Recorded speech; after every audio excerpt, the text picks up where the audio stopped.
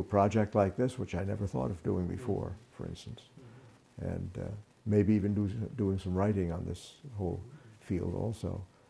And so I guess the process made a big change in me, and you may know more about that, or see that more than that. And we've talked to each other a lot about these sorts of things. Over time, yes, over that time. It certainly does seem to me, and it's very hard for me to be able to say it with any total conviction, but it seems to me that you allowed yourself to go through this process with her over many years. And you were open to developments and open to experimenting with different things, willing to be with her when it was not very rational, able to see through to a deeper meaning so many times, to call on the Native Americans, you did so much in that process. I can't help but think that it did as much for you as it did for her in a way, or at least it gave you something. And so she, in a way, gracefully goes on to the next thing, and your life is not devastated. No, in fact, not at all. I think you've told me that people assumed that you would be in bad shape, and you felt fine. Yes, people have told me how surprised they are and how good I look and how well I seem to be.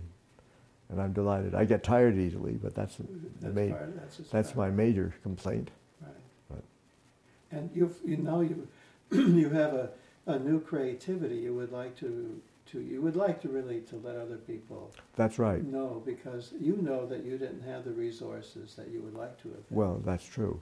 And I know that this way of being with a person with dementia is very different from the way most dementia patients are cared for.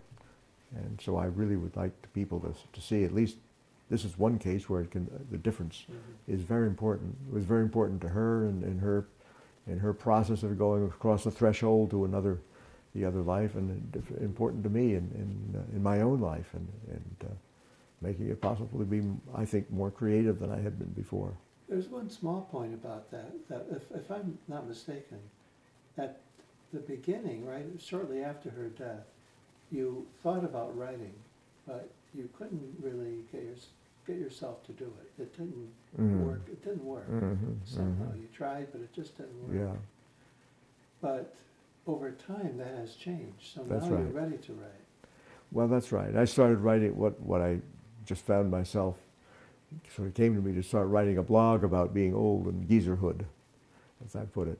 And that's what got the writings going, so I think I could do that now. And I have a better sense of how I could do it about this, but I think it's important first to make something a little different than just writing, because people pay attention to videos these days. I was interested in this because I wondered, I don't know if it's really the case, but I wondered if maybe that people could learn from you that you have to give yourself some time, even though you felt pretty good.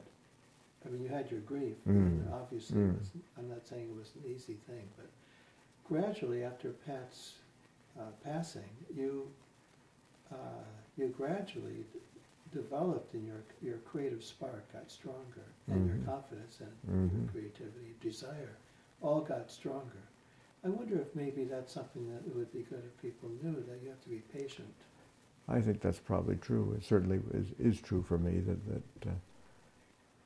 it's all a process. Nothing happens quickly. It's all a process, and that's what I'm in the middle of now. And you have had a lifetime of, what you're saying, you've had a lifetime of learning how to trust the process. Yes, we've had a lot of changes in our life together, and our life as a family, and my life personally. Great many changes since I was young. It's a very circuitous route. And this is the kind of question that everybody asks all the time, that I thought I'd ask you at this point in our discussion, that if there were things that you would like people in similar situations similar to what yours was, like them to know, like you wish that they could understand. I'm sure that everything we've talked about is part of that. Yeah. But I was wondering if to sort of capsulize in that, are there one or two things that it would really be good if people, could understand about dealing with dementia, especially if you're a spouse, because that's, I know, you're one of your particular interests. I think it is different dealing with a spouse than it is dealing with a parent. Yeah. Because the parent relationship is a very complicated one. Mm. There are all kinds of issues there that are very different with a spouse. But I guess the thing that I think is most important for me is my awareness, which came quite early in my life, of the reality of an inner dimension of spirit, of a connection with whatever the divine power that created the universe is. You can call it God or Allah or whatever word you want to use. It doesn't have to be Christian necessarily, although that's what it is for me. But that the words that are used around these issues are real, and that there's a reality of inner experience that goes with it. And if we pay attention to the experiences we have and look and see what the meanings are, that's where we learn how this spiritual energy works. And for me, it's involved all kinds of things. It's involved a spiritual meditation practice, which recognizes Hindu concepts of chakras. Involved at one point a Sufi turning ceremonies that involves physical movement as well as mental and emotional meditation. It involves music, as we've talked. It's involved being involved with churches, although that's not necessarily the most important, but certainly it is important in the place.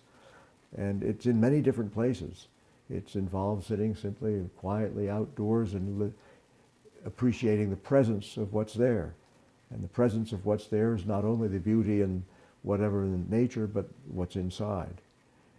But to pay attention to that inner quality of being, which I think our society does less and less of, unfortunately. And that's what I think is most important, because without that, it would be not possible to be present to Pat in the way that I was able to be and that somebody needs. I think it's time for a break. Thank you very much for this conversation. It's helpful to me to be stimulated into putting this into words and getting it out. So thank you very much. Oh, that's my honor and pleasure. Wonderful. Yeah. I hope we went a little deeper as you wanted. Absolutely. Good. Very much what I was Good. hoping for. Good. We all set then? That's great. Or not? Thank you. How long have we spent? Oh my goodness. What? An hour and a half. That's what I thought. That's all right. That's good, isn't it, that kind of material? Yeah, that's great.